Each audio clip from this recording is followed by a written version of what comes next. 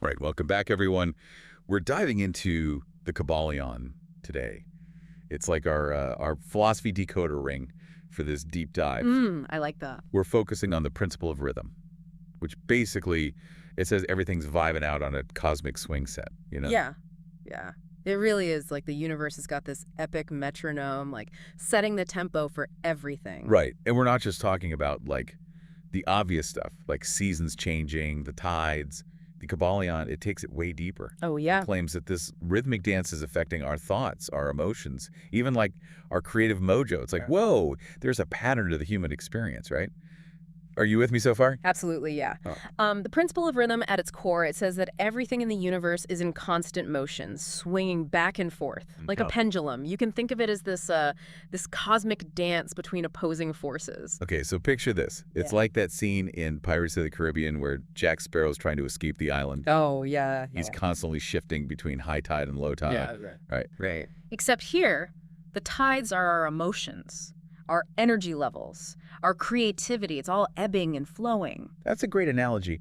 The Kybalion really emphasizes that this principle applies to our inner world just as much as the outer world. So those days where you're like just killing it, super productive, ideas are flowing like I don't know, like a Beyonce concert. That's the high tide, right? Yeah. And then those times when you're basically like a human sloth, just binge watching reality TV. That's the low tide. Exactly.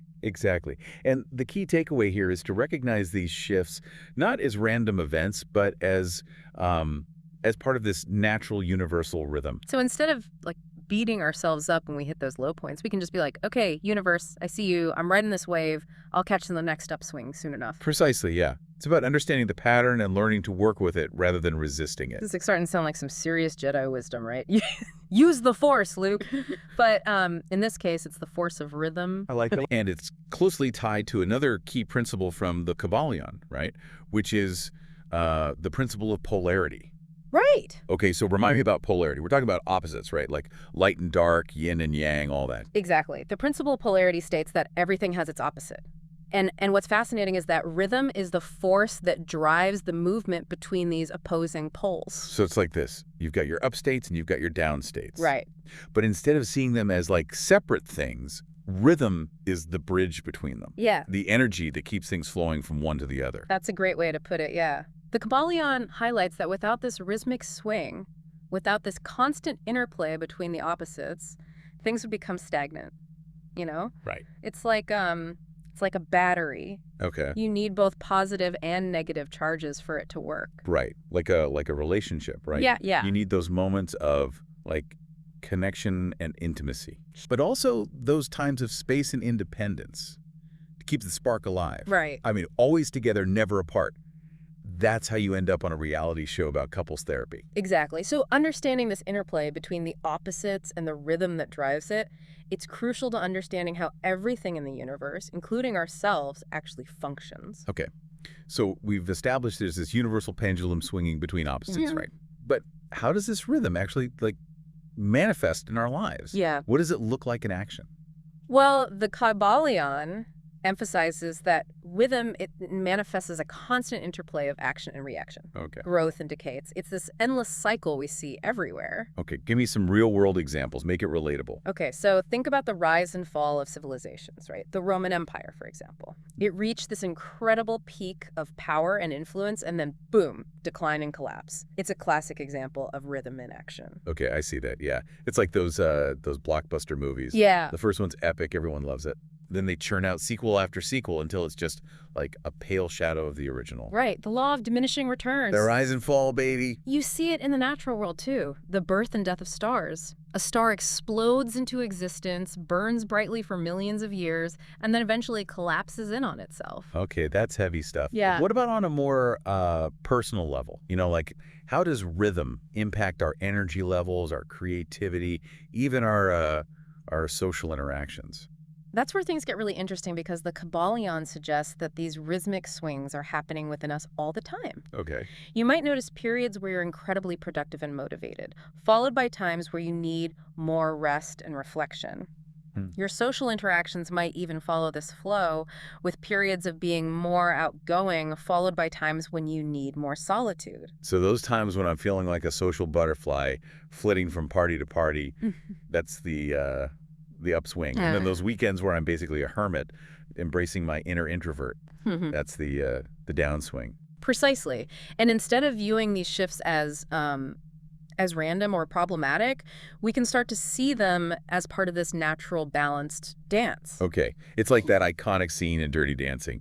There's the energetic up-tempo part where everyone's doing the mambo, and then there's the slow, intimate dance where Yeah. Baby and Johnny finally connect. Right. You need both rhythms to create the magic. Exactly. And understanding this can help us approach these shifts with more acceptance and even use them to our advantage. Right. Instead of fighting the natural ebb and flow, we can learn to ride the waves. Okay, so how do we actually do that? How do Yeah. we go from being tossed around by the waves to becoming like master surfers of our own lives?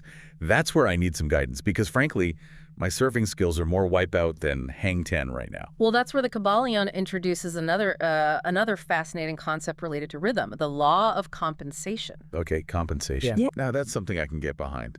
I'm always down for a little cosmic reward program. But tell me, what exactly is this law of compensation all about?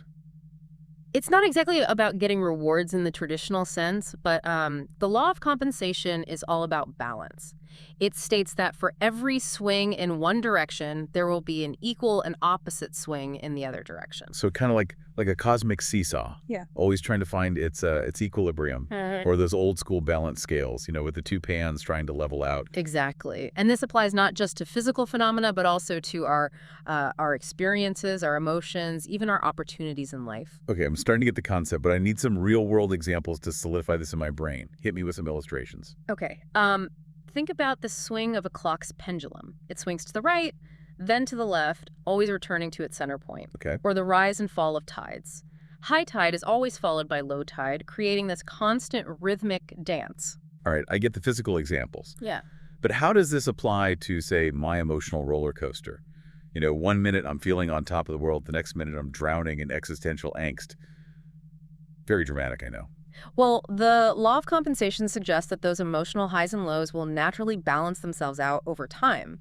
A period of intense joy might be followed by a period of calm or even some sadness. Okay. A major success might be followed by a period of rest, or maybe some unexpected challenges arise. So it's like Newton's third law, but for emotions. For every action, there's an equal and opposite reaction. You could say that, yeah. It's constant balancing act. I can think of so many examples of this from like movies and books. Like in The Lord of the Rings, Frodo doesn't just waltz into Mordor and destroy the ring. He goes through like years of grueling trials and setbacks.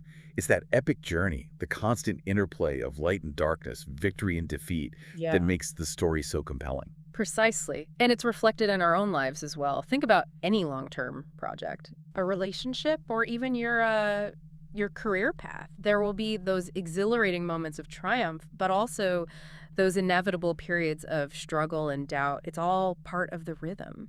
I'm thinking about those inspiring, like, athlete stories. Yeah. They push themselves to these incredible peaks of performance, like winning Olympic gold, breaking world records. Right. But then they often go through these periods of recovery, setbacks, maybe even injuries. It's like the universe is saying, okay, superstar, you've had your moment in the sun. Now it's time to step back and recharge. That's a great example. And the law of compensation even touches on our emotional capacity. Okay. It suggests that our ability to experience joy and sorrow are balanced. So you're saying that to truly feel the depths of happiness, we need to also have experienced the depths of sadness. Like, you can't have the sweet without the sour. It's a profound concept, isn't it? Right. The Kybalion challenges us to see the interconnectedness of our experiences, how even those difficult emotions play a role in the overall balance and richness of our lives. Okay, so we've covered a lot of ground here. We have. We've got this universal pendulum swinging, Right. this constant interplay of opposites, and this law of compensation that keeps everything in check. But where do we fit into all of this? Are we just like passive passengers on this cosmic roller coaster? Buckle up and enjoy the ride? Or is there something more we can do? That's a fantastic question, and it leads us to one of the most empowering aspects of the Kybalion. Okay. The idea that while rhythm is this universal law, we are not powerless against it. We have the capacity to influence how we experience these swings. Wait, are you saying we can actually hack the system? Like, find a cheat code for life's ups and downs? Because if so, sign me up. I'm ready to level up my cosmic game. Well, not quite a cheat code, but the Kybalion does offer techniques for mitigating the negative effects of these swings. Okay. And even leveraging them to our advantage. Okay, now we're talking. Tell me everything. Well, one of the key concepts introduced in the Kybalion is the idea of neutralization. Neutralization. Like becoming emotionally neutral? Is that even possible? I mean, I love a good stoic moment, but wouldn't that make life a little bland? You know, Sure. where's the spice, the drama, the passion, if we're always detached? That's a great point, and it's important to clarify what the Kybalion means by neutralization. It's not about suppressing our emotions entirely or striving to be, robots. Okay, good. Yeah, Because I'm pretty sure emotional suppression is like the opposite of healthy. exactly. Neutralization is more about shifting to a higher plane of consciousness, a place where we're less controlled by the emotional roller coaster. Okay, I need an analogy here. This is getting a bit too abstract for my brain. Paint me a picture. Imagine you're watching a movie. You can get completely swept up in the drama, laughing, crying, feeling every emotion intensely. Or you can sit back and observe the storytelling techniques, the acting, the way the director is manipulating your emotions. You're still experiencing the movie, but from a more detached analytical perspective. Okay, I like that. So instead of being like the person in the theater who's sobbing uncontrollably during like a rom-com, Yeah. I'm more like the film critic who's appreciating the craft, the nuances, the emotional arc of the story. Precisely. Neutralization is about cultivating that kind of inner observer, that wise inner voice that can witness our emotions without getting completely swept away by them. So it's about finding that sweet spot between being a heartless robot and an emotional wreck. Exactly. It's about finding that balance, that inner stillness amidst the chaos. Okay, this neutralization thing is starting to sound pretty awesome. Yeah. But how do we actually achieve this? Is there like a meditation app for that? Or do I need to go live on a mountaintop with a wise old guru? Well, those options could definitely help, but the Kybalion offers some more practical and accessible techniques for developing the skill. Okay, I'm all ears. Tell me more about these techniques because I'm ready to level up my consciousness and become the master of my own emotional domain. Well, that's a conversation for our next segment. We'll dive into the specifics of how to apply this Hermetic wisdom to your everyday life. All right. Stay tuned. All right, so we've laid the groundwork. We know the universe is basically one giant pendulum swing, and our emotions are, riding those waves. Right. But now let's get down to brass tacks, right?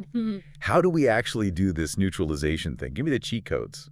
Well, the Kybalion, it doesn't offer any instant hacks, but it does give us a step-by-step guide. Okay. And the first step is all about awareness. Okay, awareness. Yeah. That sounds familiar. Yeah. Is this like mindfulness 101? Am I suddenly supposed to be like all zen and present? It's definitely related to mindfulness, but with a specific Hermetic twist. Okay. You need to become aware of when you're being influenced by those rhythmic swings. Okay. Start paying close attention to your emotional highs and lows, those fluctuations in your energy and your creative flow. So it's like being a detective in your own mind, right? Hmm. Looking for those clues, those telltale signs that the pendulum is starting to swing in one direction or another. Exactly.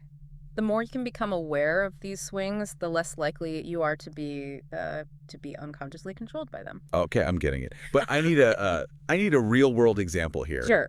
Make it concrete for me. Okay, imagine you're scrolling through social media, right? And you see someone posting about their amazing vacation, their perfect relationship, their incredible success. Okay. And suddenly you start feeling envious, inadequate, maybe even a little bit resentful. Oh, been there, done that. Exactly. Like social media is designed to trigger our comparison complex. Exactly. But in that moment, if you're practicing awareness, Yeah. a little alarm bell goes off in your mind. You recognize, okay, I'm being influenced by the swing here. I'm comparing myself to someone else's highlight reel, and it's making me feel bad. So awareness is like that little voice of reason. That inner Yoda whispering, fear is the path to the dark side. Or in this case, comparison is the path to emotional turmoil. You got it.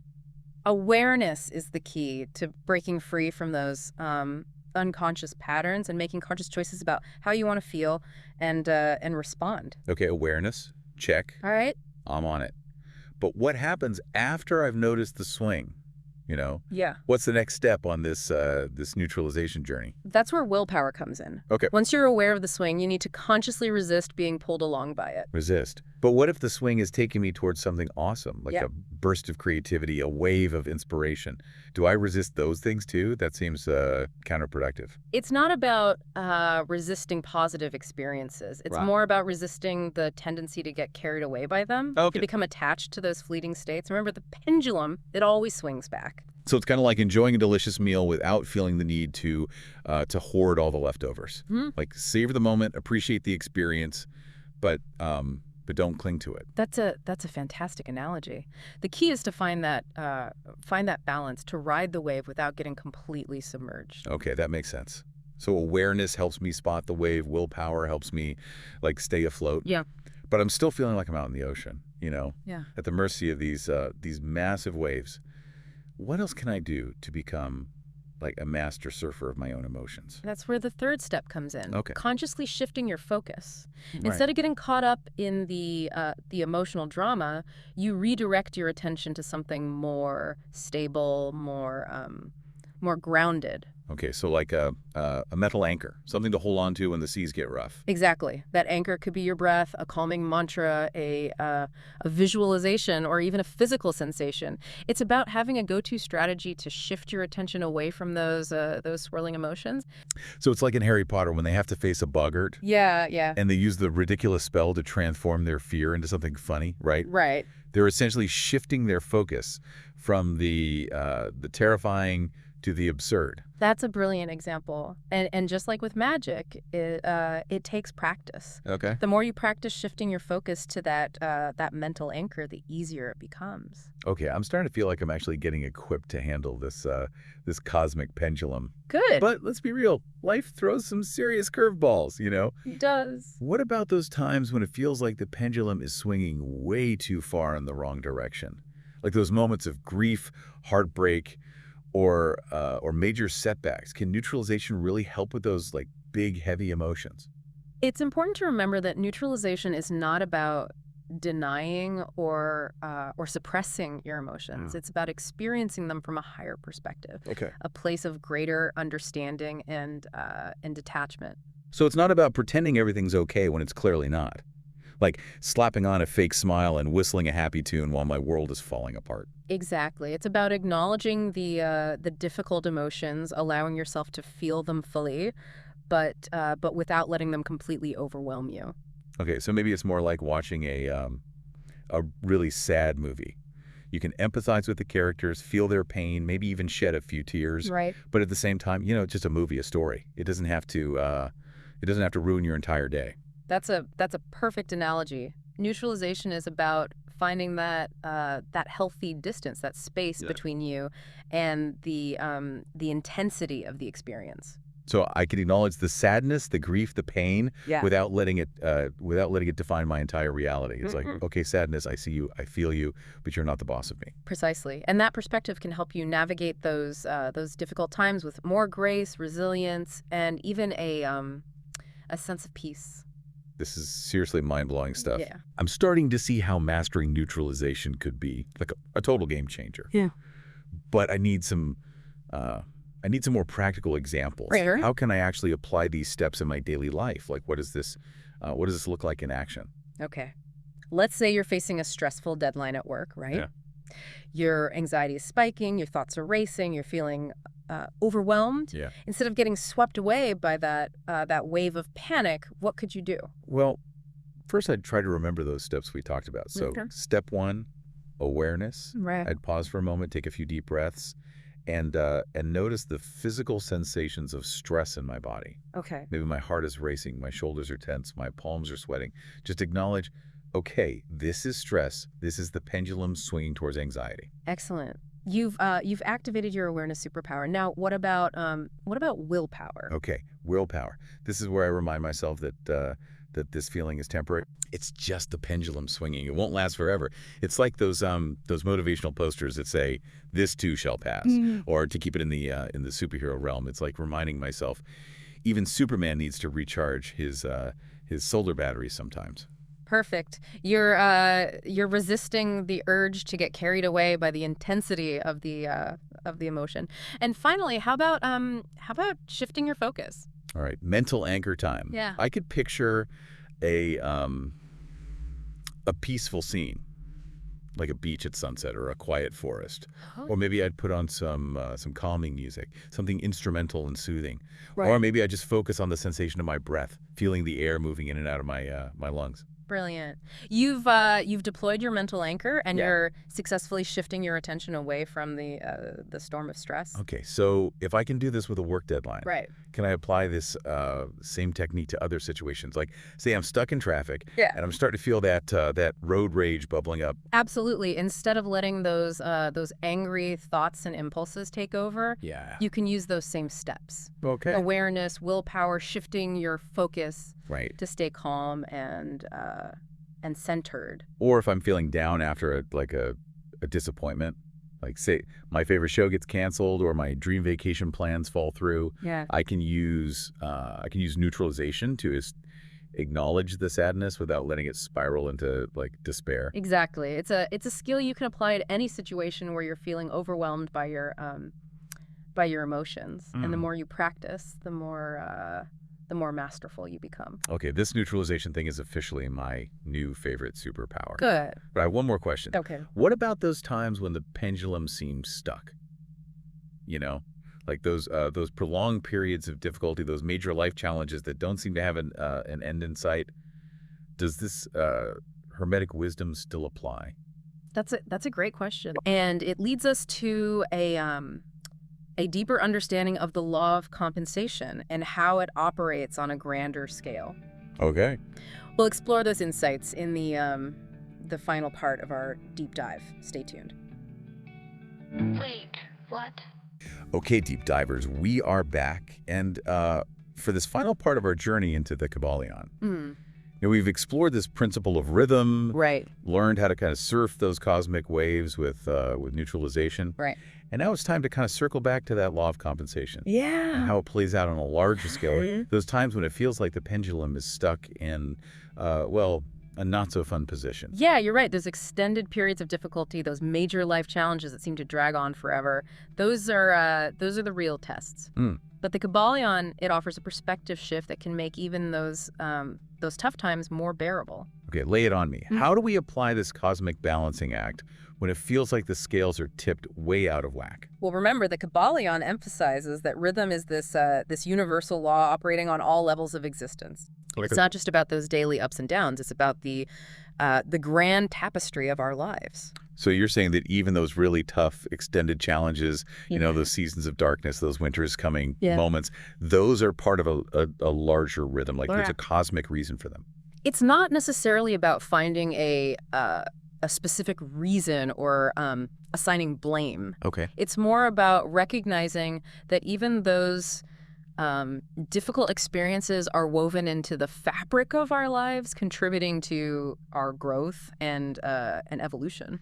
It's like those epic sagas, those multi-season shows where the characters go through years of struggle, like Game of Thrones or The Expanse. Right. They face betrayals, losses, near-death experiences. Yeah. But it's those like challenging chapters that make the ultimate victory, the character's transformation, even more meaningful. Right? Exactly. And by mastering neutralization, you can navigate those challenging chapters with more resilience and inner peace. You can weather the storm knowing that the pendulum will eventually swing back.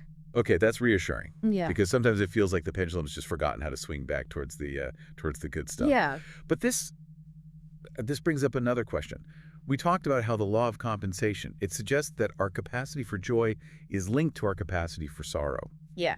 How does that play out when we're dealing with those like long stretches of difficulty? That's where things get really profound. Yeah. The Kybalion, it suggests that those periods of darkness, those times when we're stretched to our limits, are actually increasing our capacity for future joy and fulfillment. Hold on, are you saying that pain is like a prerequisite for pleasure? That sounds kind of like no pain, no gain, but for emotions. It's not about glorifying suffering or seeking out pain. It's Okay. about understanding that those challenging experiences, they're shaping us, molding us, making us more resilient, more Mhm. compassionate, more capable of experiencing the full spectrum of human emotion. Okay, so it's like working out. When you lift weights, you're actually creating tiny tears in your muscles. Right. But that process of breaking down is what allows them uh, to rebuild stronger. So those difficult times are like soul building exercises. That's a great analogy. The Kybalion is essentially saying that the more we're stretched, the more we're able to expand, to grow, to deepen our capacity for joy, love, and fulfillment. I'm starting to see how this perspective can be incredibly empowering. Right. Instead of seeing those tough times as like setbacks or failures, we Yeah. can see them as opportunities for growth, Yeah. as investments in our future happiness. Exactly. It's like those video games where you have to level up your character, right? Yeah. You face difficult challenges. You might even get defeated a few times. But each challenge you overcome, it earns you experience points that make you stronger, Hmm. more skilled, more capable of facing even greater challenges. I love that. So those tough times are like cosmic experience points. We're leveling up our souls, expanding our capacity for joy, even when it doesn't feel like it in the moment. Precisely. And when that pendulum finally swings back towards the light, we're able to experience those moments of joy and happiness on a whole new level. Okay, this is blowing my mind. Yeah. So the Kybalion is basically saying embrace the rhythm, even the messy parts, because it's all part of a grand design, a cosmic dance that's leading you towards greater expansion and fulfillment. Beautifully said. The Kybalion, it encourages us to see the bigger picture, Mhm. to trust the process, and to remember that even in those darkest valleys, the potential for joy is always present, waiting to be unleashed. All right, deep divers, we've reached the summit of our exploration into the Kybalion. We've unpacked the principle of rhythm, learned how to surf those cosmic waves with neutralization, and discovered the profound wisdom of the law of compensation. Remember, this is just the beginning of your journey. The Kybalion is a treasure trove of ancient wisdom that can be revisited again and again. Yeah. The key is to keep exploring, keep practicing, and keep seeking those deeper levels of understanding. So go forth, deep divers, and embrace the rhythm of life. Master those swings, and remember, even in those darkest valleys, the potential for joy is always there, waiting to bloom. We'll catch you on our next deep dive.